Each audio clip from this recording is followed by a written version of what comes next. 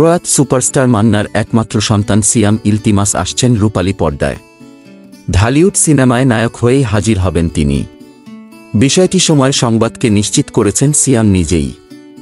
জানা যায়, মান্না ভক্তরা এতদিন ধরে রূপালী পর্দায় সিয়ামকে দেখতে চাইলেও সেই ইচ্ছায় সুর মেলাতে পারেননি সিয়াম। ব্যস্ত ছিলেন পড়াশোনা নিয়ে। তবে এবার পড়াশোনা শেষ হতেই দেশে ফেরার প্রস্তুতি নিয়েছেন সিয়াম। নায়কের ছেলে নায়করূপেই ফিরতে চান তিনি। সিয়ামের এ ইচ্ছায় অবশেষে চলচ্চিত্র প্রেমীদের চাওয়া পূরণ হতে চলেছে।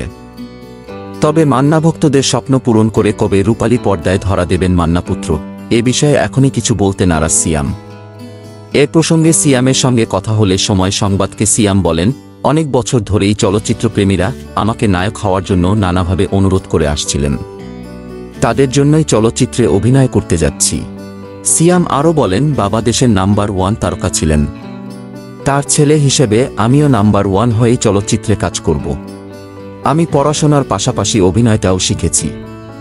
নিজের অভিনয়ের স্কিলটা বেশ ভালোভাবেই রপ্ত করেছি। সিনেমায় অভিনয় প্রসঙ্গে সিয়াম বলেন, নিজেকে তৈরি করছি।